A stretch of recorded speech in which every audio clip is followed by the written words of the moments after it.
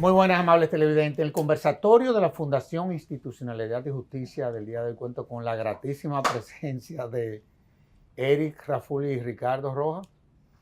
Jóvenes, en nombre de la Fundación, una vez más, gracias por haber correspondido al llamado de la Fundación. Gracias por esta nueva invitación. Bueno, ustedes han venido trabajando, bueno, el tema es el Código Penal ahora mismo. No, gracias a ti, gracias te damos porque esta es nuestra casa. Esa es la realidad. Ustedes son abogados asociados y siempre atienden al llamado de la patria. Así es. Digámoslo así. Ahora, ustedes en todo lo que fue el proceso de debate y de discusión, no solamente desde el Congreso, sino fuera del Congreso, ustedes estuvieron presentes. Y es decir, que manejan todos los elementos de qué fue lo que se aprobó.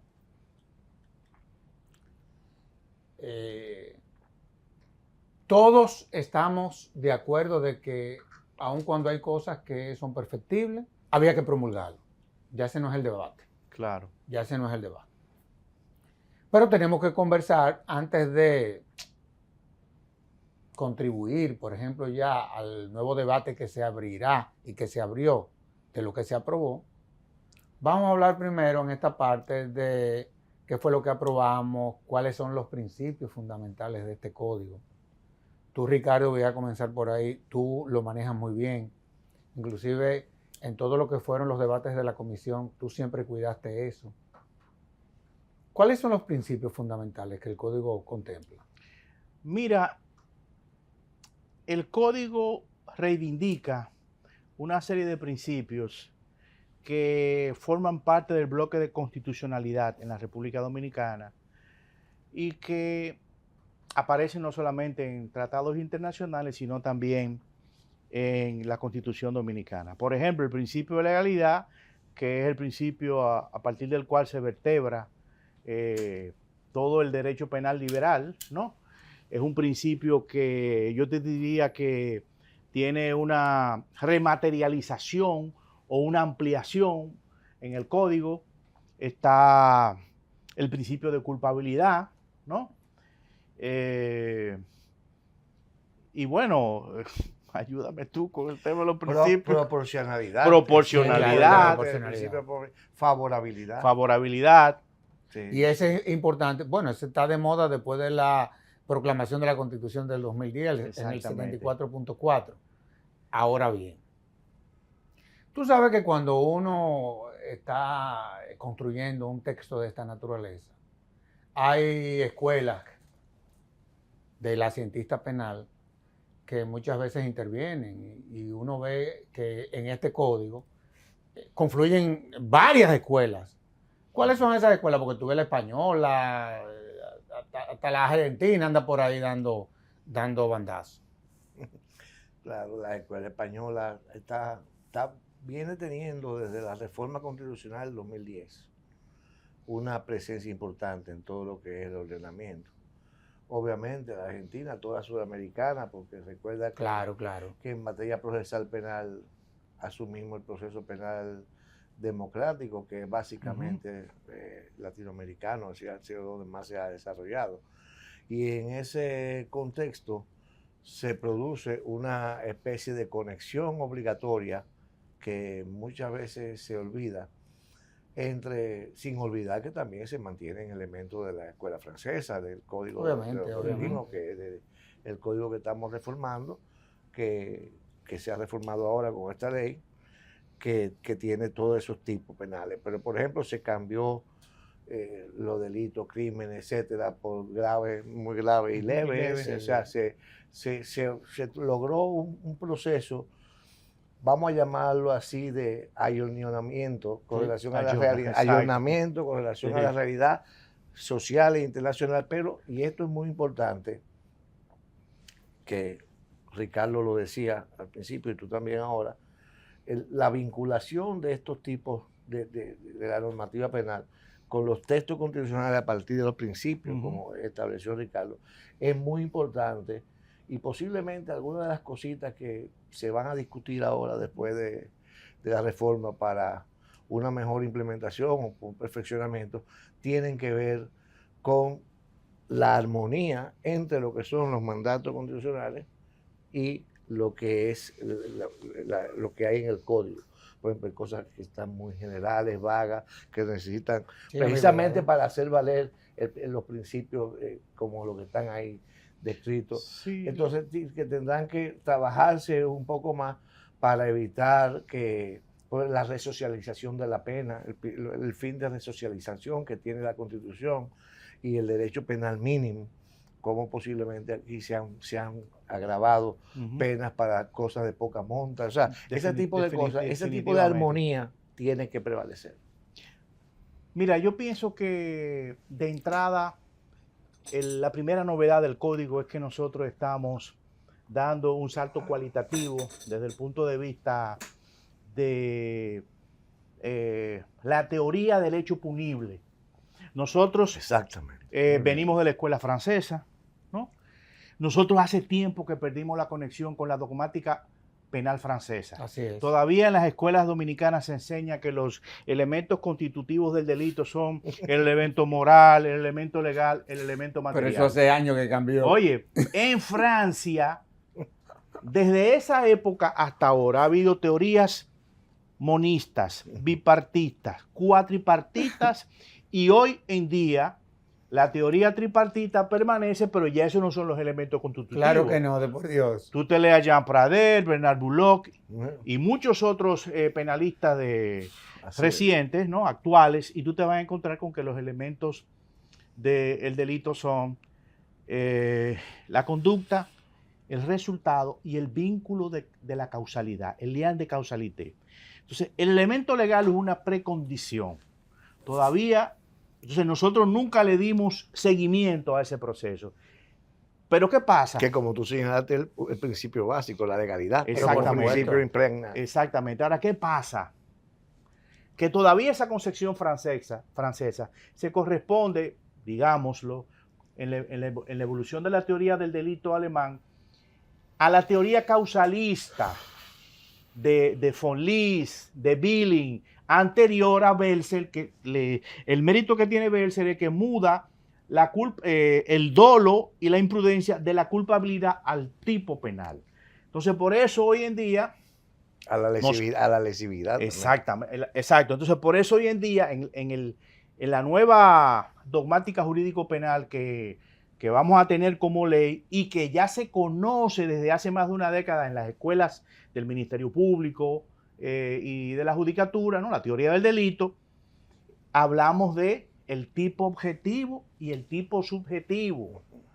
Hablamos de dolo y de imprudencia, ¿no? Hablamos de autoría mediata, ¿no? De modo que, y además debo decir, aquí hay unos institutos que se han incorporado a la hora de determinación de la pena, que son institutos revolucionarios.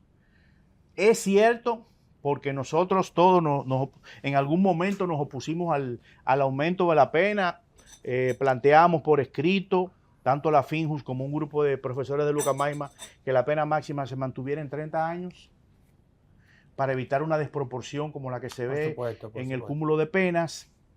Pero el código actual hay que leerlo transversalmente y en combinación con el Código Procesal Penal. Porque a la hora de determinar la pena, el artículo 49 de este código me dice que tengo que irme al Código Procesal Penal y tomar en cuenta la situación del imputado, los problemas que ha tenido, la situación de las cárceles. ¿Qué son los criterios para la imposición de la pena? Que son los criterios para la imposición de la pena, que ahora se refuerzan en este código con lo que se llama la responsabilidad de la víctima. O sea que aunque es...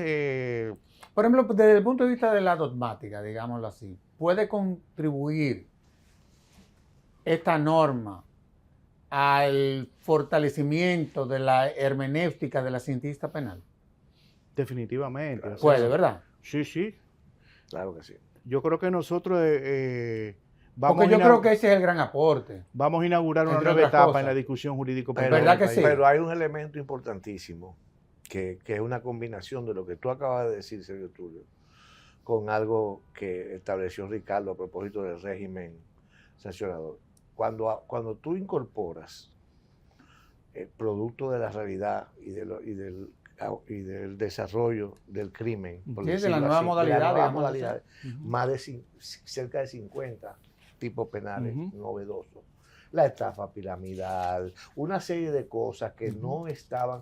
Señores, vamos a hablar claro. Si partimos, y esta es la combinación a la que me refería, a lo que había dicho Ricardo, si partimos de la lógica original monista de los franceses, de tener que hacer un ejercicio teórico para que tú hagas una ecuación donde los elementos constitutivos quepan en un hecho, sin analizar lo que pasó en la realidad, sino a partir de lo que dice la teoría, y tú te das cuenta, tú notas que a 100 y pico de años de distancia, a cientos de años de distancia de unas figuras penales que estaban estáticas, con algunos avances y algunas cosas que se produjeron, el juez tenía que convertirse en brujo, para producir una sanción con una base legal, jurídicamente correcta. Tenía que convertirse en brujo e inventar, porque ahora, como bien dice Ricardo, se inaugura una nueva etapa donde hay una gran riqueza de diversidad de posibles sanciones y mecanismos de sanción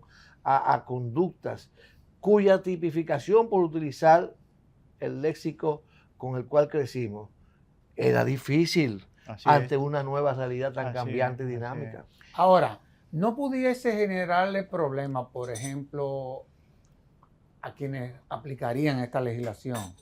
El hecho de que no hay una definición clara sobre el delito, por ejemplo, o la infracción, te pregunto. Bueno, no, porque déjame decirte, desde el 2007, los jueces, los fiscales y los defensores públicos conocen la teoría del delito. Yo estuve en el primer curso de teoría del delito de la escuela como abogado invitado. Así mismo, ¿no? Es. Entonces, no es nuevo. O sea, aquí los jueces y los fiscales están preparados. Y todos los alumnos que en los últimos 10 años han egresado de universidades como la Ucamaima, me imagino que también, que es la que yo conozco y donde imparto docencia, me imagino que también en APEC y en UNIBE conocen también la teoría del delito, porque la mayoría de los profesores ya conocen la teoría del delito.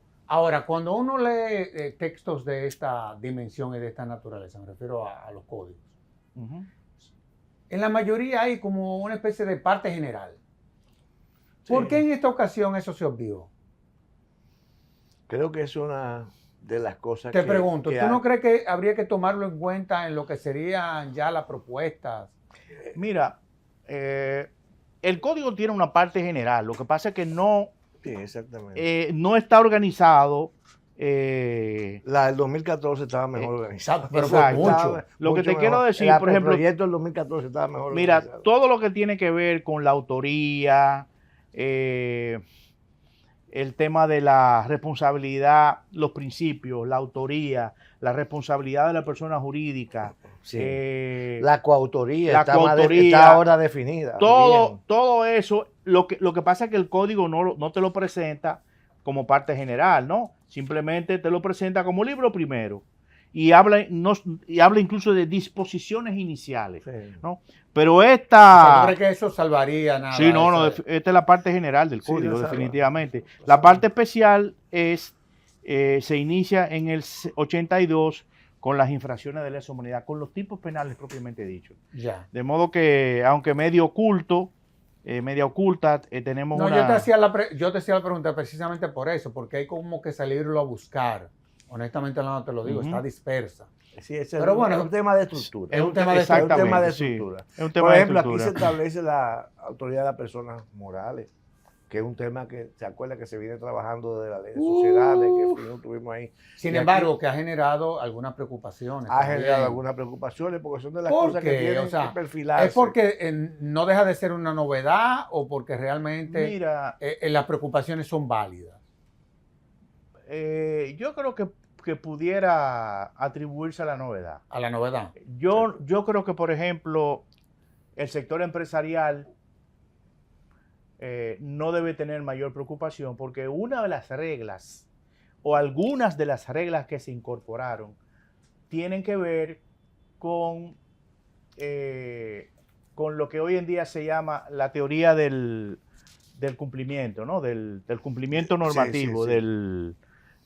Que lo que te plantea es que, por ejemplo, si hay una empresa que tiene unos códigos de conducta, de compliance, exactamente. entonces no es lo mismo una empresa donde haya un régimen de cumplimiento normativo a una empresa que no lo tiene. Entonces, una empresa que tiene un régimen de cumplimiento normativo y hay un ejecutivo que comete un error, entonces esa empresa está en una situación distinta, porque esa empresa con el régimen de cumplimiento normativo está demostrando una fidelidad al derecho. Aquí lo que hay que tener en cuenta y fortalecer es el gobierno corporativo. Entonces, también. Vamos a claro. Ese es otro tema. Resumen. Ese es otro tema. Eso es lo que tú me quieres decir. Nada, las empresas que se pongan en esa. Pero además que estamos hablando de que esos son, podríamos llamarlos códigos de conducta corporativa. Claro. Que tú tienes que saber. Pero eso es bueno explicarlo. Que tú cumpliste con esos procedimientos. Exacto. Porque es que muchas veces tendemos a analizar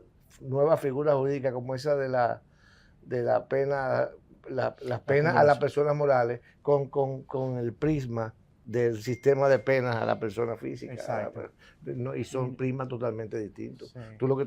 El enfoque de ahí, lo que se procura ahí preservar es que se establezcan mecanismos permanentes de la organización comercial o societaria que sean fraudulentos, ¿ya? O que no cumplan con el compliance, como decía Ricardo, como debe ser. Eso es lo que se procura. Fíjate, todos esos casos que se han puesto, que hemos visto en películas sobre las investigaciones de la industria tabaquera, del tema de cosas, que al final, ¿qué es lo que surge como elemento fundamental? La conducta corporativa, cómo la conducta corporativa puede estar en algún momento afectando, dañándolo. Pero mira, yo me recuerdo porque la he utilizado en algunos textos, una cita de don Luis Jiménez de Azúa, uno de los primeros teóricos, uno de los primeros abogados, juristas españoles formados en Alemania. Y más prolífero. Él decía, creo que en el 1929, a mí nos dieron eso en la UAS. Exacto. Hace un siglo, Jiménez de Azúa decía, hace 50 años, los españoles que querían engañar o cometer un delito se iban al campo y se montaban en un rucio, un caballo, una mula. Ahora constituyen sociedades, constituyen empresas. Entonces, en un sistema moderno de persecución de delitos, sobre todo de crimen organizado, es inconcebible que no exista la responsabilidad penal de las personas jurídicas, sobre todo porque ya aquí existe la responsabilidad penal en algunas leyes especiales, a nivel general, ¿no? Pero sí en algunas leyes especiales, en algunas leyes sectoriales. Ahora, acuérdate que es el debate viejo que lo sacó Ramón Núñez en un artículo muy interesante. Que en el Caribe. Al profesor Altañán Pérez Mendoza decía que aquí no hay una ley especial que se respete, que no tenga aspectos penales. Que se ha producido una especie de codificación dispersa en muchísimas leyes, que eso son visiones que tienen que tomarse en cuenta a la hora de redactar un proyecto. Ahora, cuando uno lee el bendito código, que muy bien tú explicabas, confluye en varias escuelas, ¿tú no crees que eso pueda traerle algún problema a los jueces? Porque muchas veces las escuelas tienen lógicas diferentes. Entonces tú irte por determinados tipos, por una escuela determinada y por otra escuela determinada, ¿no pudiese generar algún tipo de problema en cuanto a la interpretación? Mira, yo pienso que no. No, yo creo que no. Aquí, primero, los jueces dominan la parte general del código. Y muy bien. Y segundo, los jueces van a aplicar los criterios de imposición de pena establecidos en el Código Procesal Penal. Y además, los institutos de imputación objetiva que están en el código. O sea, porque la imputación objetiva, sobre la que nosotros vamos a tener que discutir bastante en los próximos años, porque es un tema, digamos que novedoso, es producto de la evolución del derecho penal. O sea, ya la causalidad no explica el delito. O sea, hay una serie de factores que te pueden explicar una conducta. Oye, aquí desde hace tiempo, bueno, en el ámbito jurídico penal, se viene hablando del tema de la neurociencia. O sea, la neurociencia, ¿qué es lo que te plantea? Bueno, que toda conducta está predeterminada. Entonces, si toda conducta está predeterminada, no hay culpabilidad. Pero además, ¿entiendes? totalmente de acuerdo con Ricardo, pero además recuerda que nuestro actual presidente de la Suprema Corte de Justicia, que hizo un excelente trabajo en la escuela de la judicatura, que hizo una escuela modelo un poco inspirada en la Iberoamérica. O sea, en Iberoamérica, un poco con trabajo de los españoles. Nosotros trabajamos, yo recuerdo Eduardo Jorge, yo trabajamos en los primeros grupos de formación de teoría general del derecho como el elemento clave en la formación de los jueces, y eso te da a ti herramientas para poder entender, como explicaba Ricardo, el derecho desde diversas perspectivas y las diversas corrientes. Que la influencia de la escuela alemana, Roxin, imagínate tú, la teoría del delito, todo eso está ya manejado por los jueces que pasan por la escuela. La española ni hablar. Sí, Muñoz Conde, Silva Sánchez, que acaba de publicar su manual. Ha sido muy rica la experiencia docente en la formación de los jueces, fruto de ese gran trabajo que hizo Luis Henry Molina en la escuela, para que se logre una formación integral respecto a las escuelas del derecho en los jueces que están en el sistema. Tú hablabas de la teoría del delito, pero veo que también el código contempla el error de tipo y el error de prohibición. Sí. Digo, aquí va a haber que volver a estudiar derecho penal aquí entre nosotros. Sí, el error de tipo es el error sobre uno de los elementos del tipo objetivo. Y el error de prohibición tiene que ver con el desconocimiento o no de la norma. No, si tú, por ejemplo, llegas a un país y tú no sabes que una conducta está tipificada ahí, entonces tú estás en una posición distinta que la persona que sí la conoce. Lo que hay que ver en el último caso que estamos hablando, es si ese error de prohibición, ¿no?, es vencible o invencible. O sea, si tú estabas en una incapacidad total de saber que esa conducta estaba prohibida, entonces eso te afecta. Ya eso será un tema de hecho que deberá evaluar los jueces en la etapa de la culpabilidad. Esa es la pregunta. Claro. Sí. Ahora, Eric, hemos hablado de esa relación o de ese vínculo que tiene que tener y que debe de haber entre el Código Penal y el Código Procesal Penal. Exactamente. Lo cierto es que cuando... Es la Constitución. Sí, claro. Lo cierto es que cuando tú, por ejemplo, ves y analizas el Código Procesal Penal veamos los versos ahora, el Código Penal que se aprobó, parecería que el Código Procesal Penal es más garantista que el Código Penal. Bueno, es que hay un tema, tú me excusas, perdóname. No, estamos hablando. No, es que acuérdate que son dos códigos con misiones distintas. Está bien. En el ordenamiento. El Código Procesal Penal tiene que ser garantista porque el garantismo empieza con el debido proceso. Exactamente. Y con lo que son los mecanismos que tienen que existir, los hechos que tienen que darse para que en el proceso se produzca el juicio, cómo se maneja sobre todo el régimen de pruebas, que está muy bien desarrollado. Sí, porque recuérdate que pasamos de la íntima convicción a la sana crítica, donde tenía tienen que tomarse en cuenta una serie de cosas, una acusación que sea circunstanciada de todos los elementos que se dieron al momento de analizar. El régimen de penas tiene otra misión. Claro, hay, como tú muy bien señalas, elementos de contraste. Por ejemplo, si el Código Procesal Penal habla de un derecho penal mínimo y etcétera, y tú aumentas, como decía Ricardo, la pena a 60 años, cuando en este país 4 gatos son los que han cumplido 30. Alguna vez, entonces tú te das cuenta que hay una tensión. Sí. Y hay una tensión entre la ambición socializadora o resocializadora, del régimen de penas, lo que procura.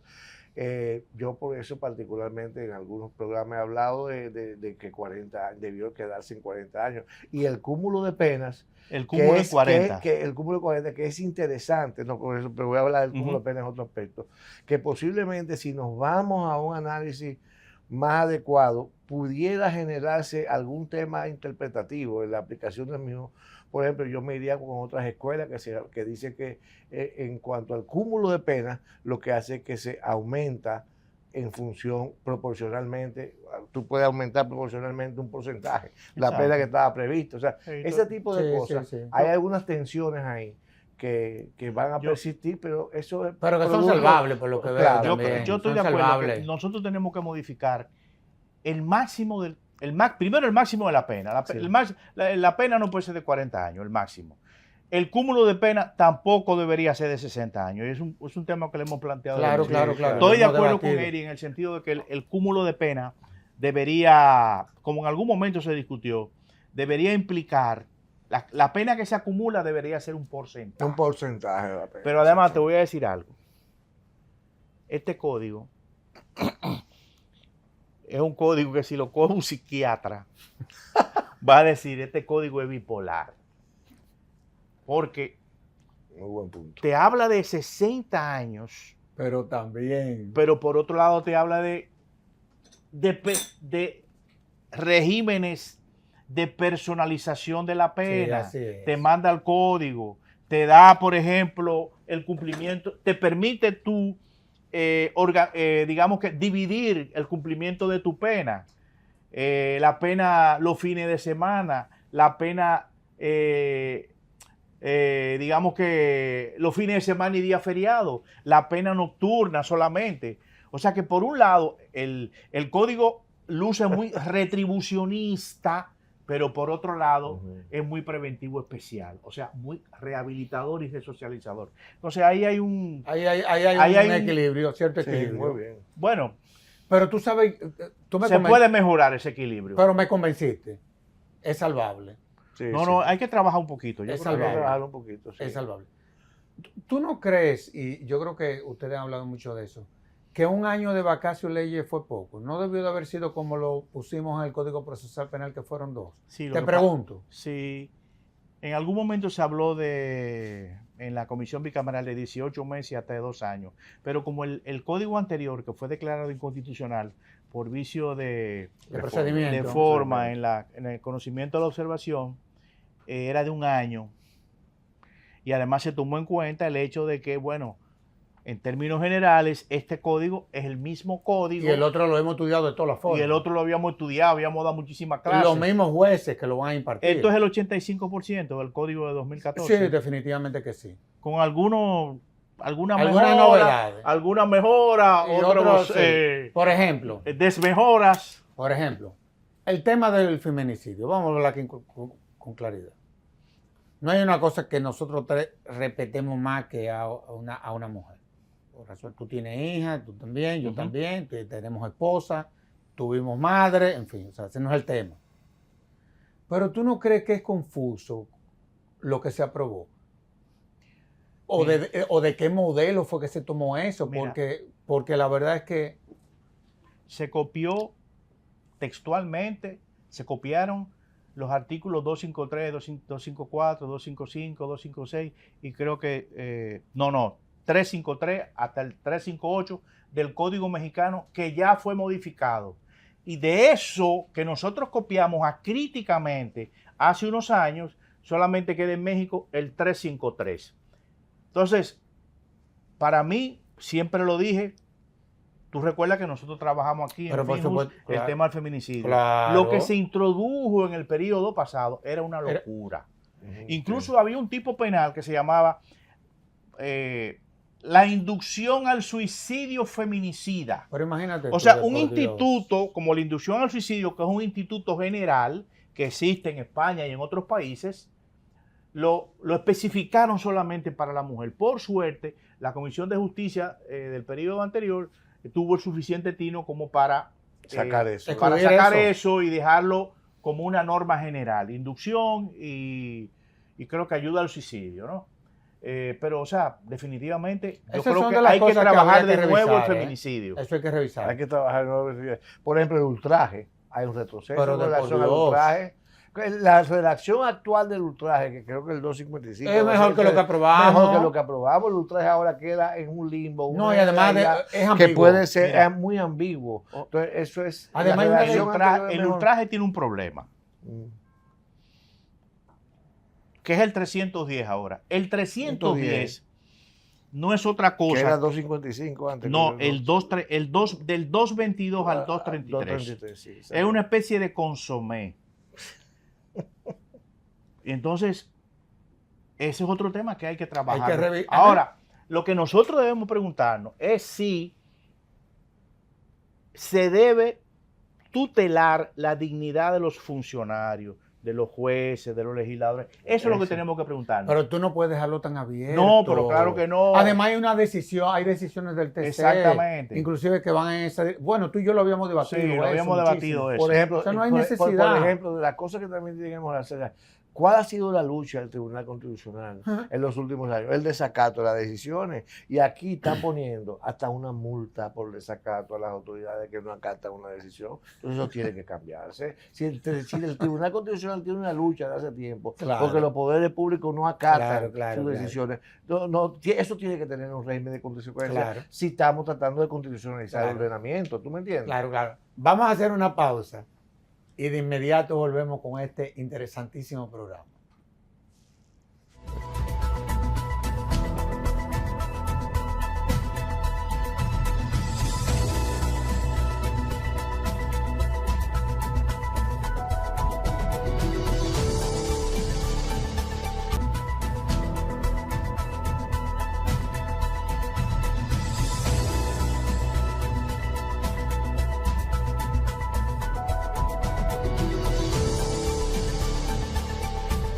Ricardo, yo quiero que hablemos, porque tú manejas muy bien eso, lo que tiene que ver con las causas de justificación, que el código habla del tema.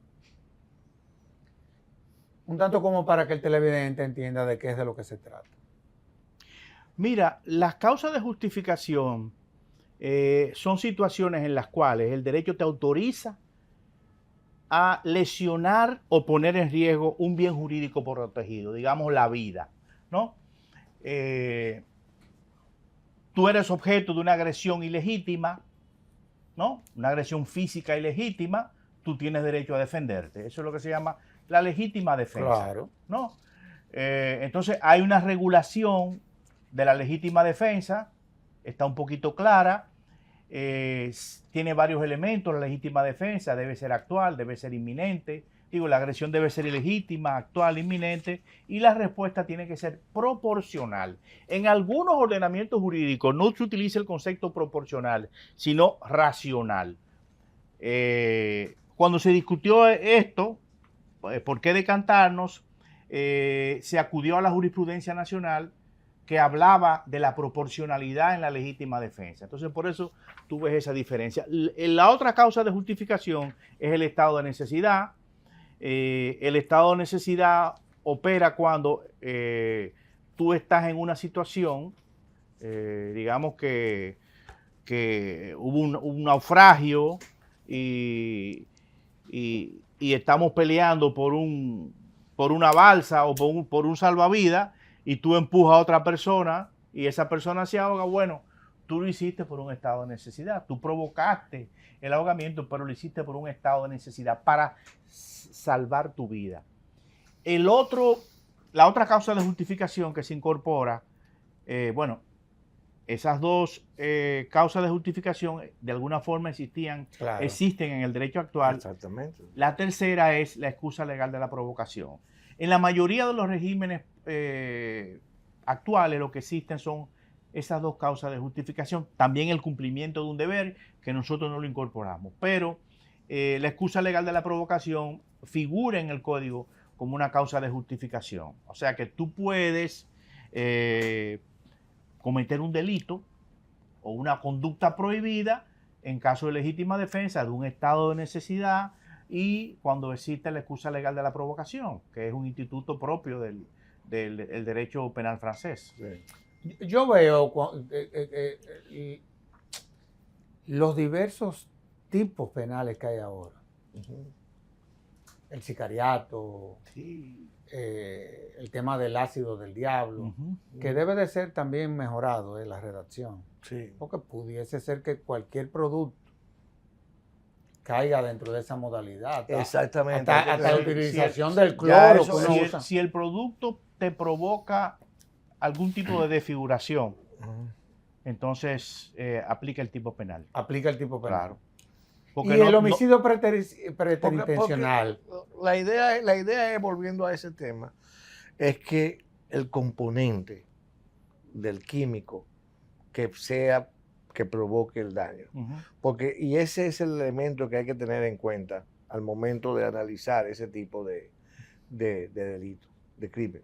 Porque el ácido del diablo, bueno, eso puede dar lugar y ha recibido críticas, la redacción que quedó, pero ciertamente tiene que, y es poca cosa lo que hay que hacer, Sí. es Pero ajustarse lo un importante poco. fue que como Se impuso, no, porque es te una digo, realidad. son más de 50 tipos penales que se han incorporado nuevos, que son hijos de la realidad, o sea, el sicariato, como decíamos ahorita, la estafa piramidal, el tema relativo al crimen organizado y los temas relativos a la tecnología.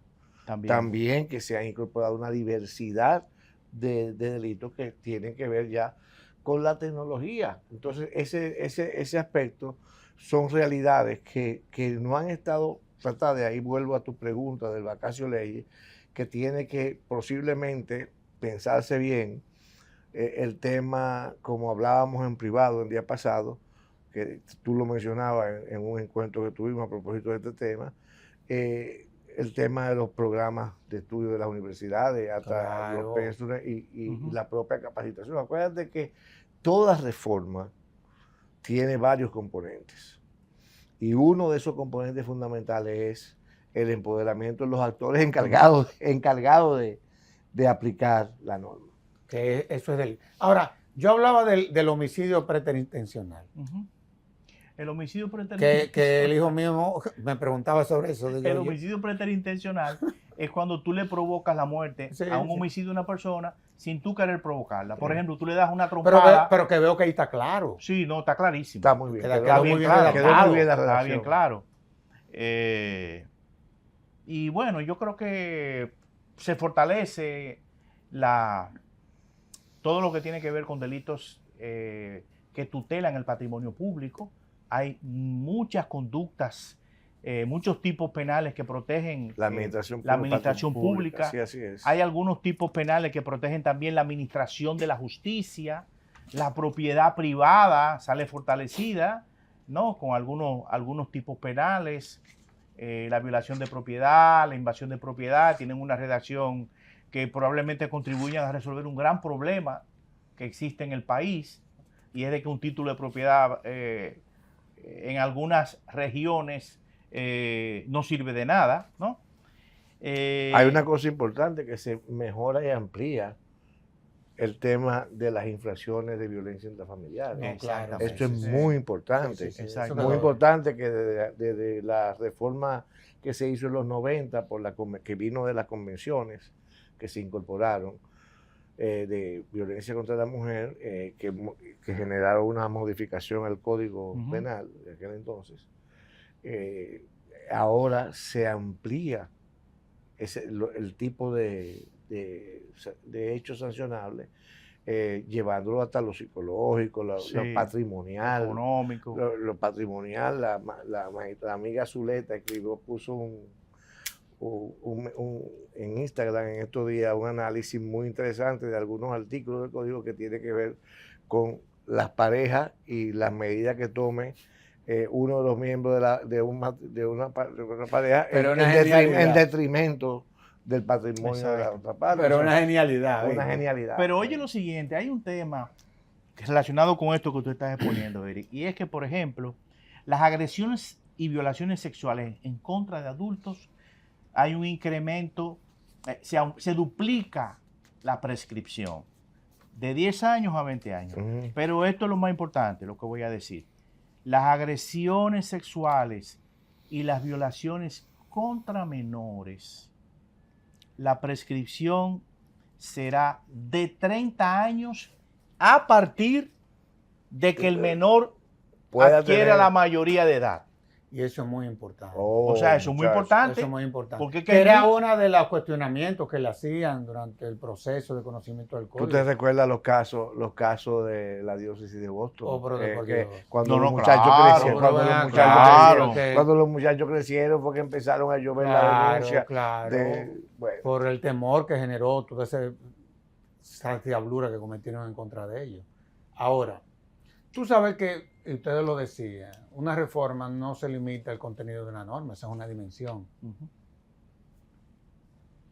¿Cuáles son los retos que tenemos frente a esta realidad?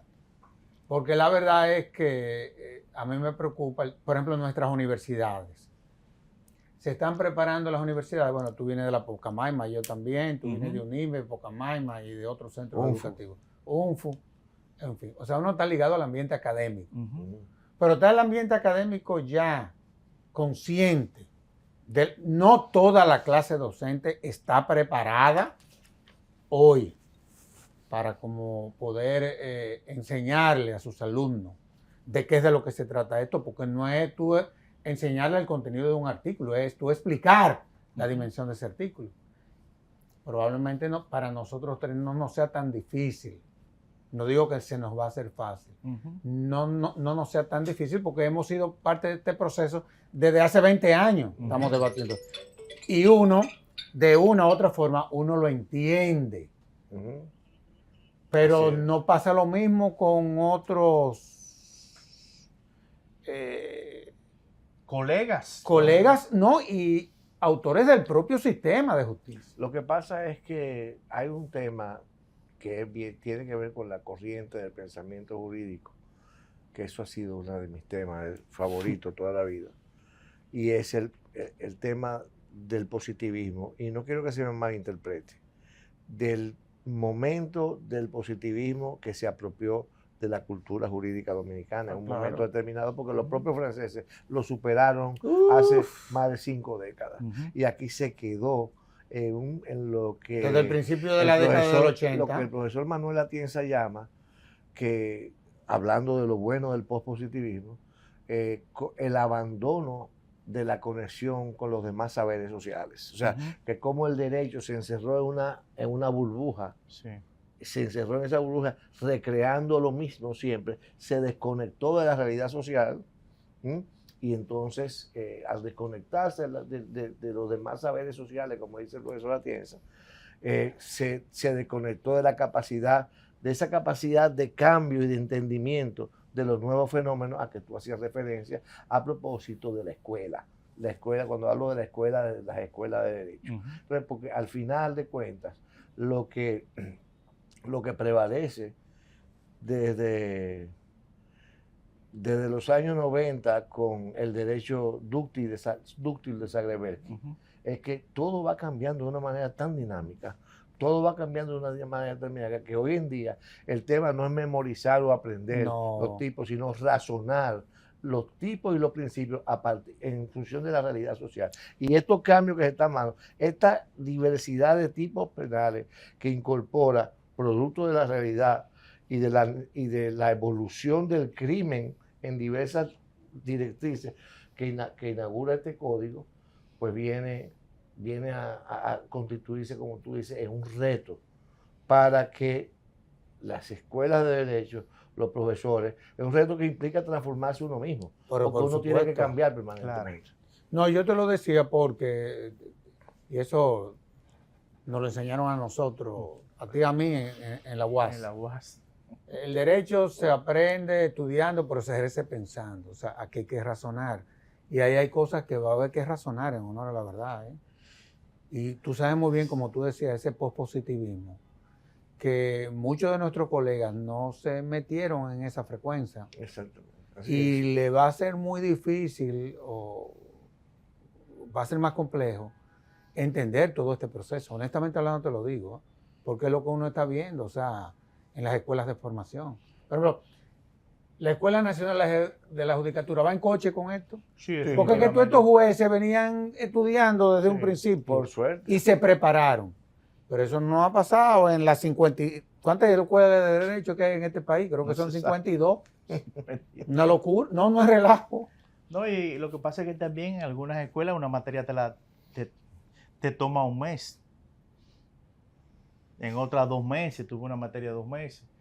2 horas por semana, o sea que, o una vez a la semana. Entonces, es complicado. Nosotros dimos 4 derechos romanos en la UAS y ahora se da 1. Oye, y qué bueno que lo dimos, porque la verdad es que nos sirvió mucho a Sí, nosotros pero ese derecho romano.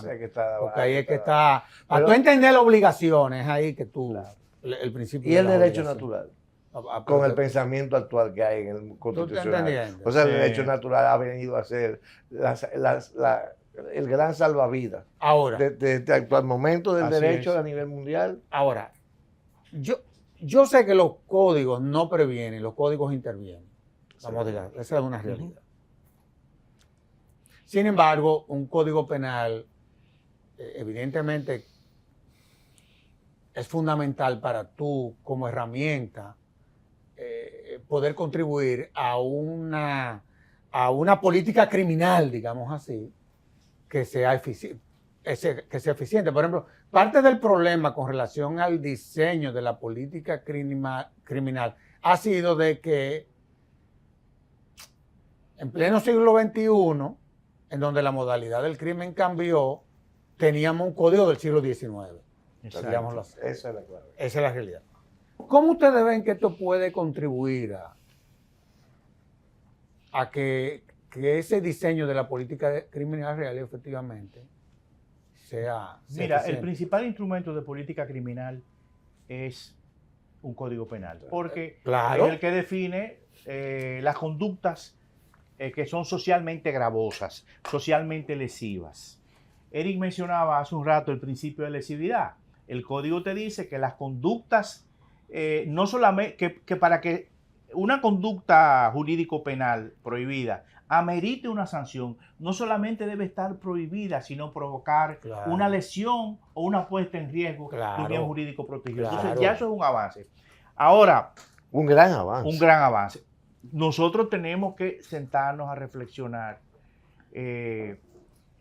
por lo menos hacer un esbozo, un documento, lo que sea, sobre política criminal.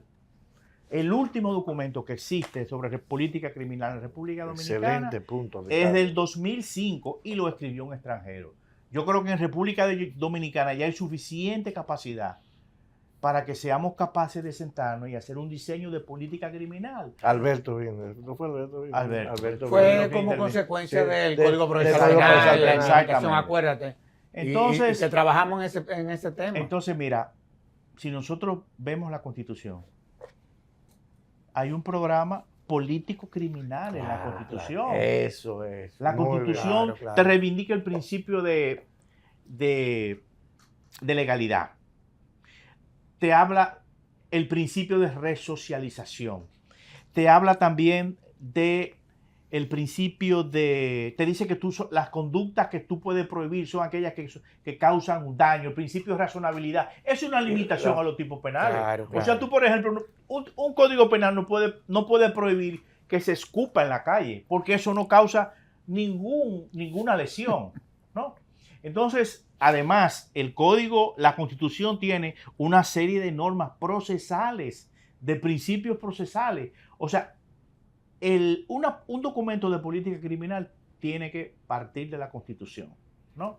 Y lógicamente, de los tratados internacionales. Yo creo que el código es un paso de avance. Muy importante. Tenemos que abocarnos también a la reforma del Código Procesal Penal. Sí, claro. Hay un mandato del Tribunal Constitucional que anuló el año pasado la Ley 1015 de que el código, Tenemos hasta diciembre. de que el código también sufra el Código Procesal algún tipo de ayornamiento, ¿no? Ayornamiento.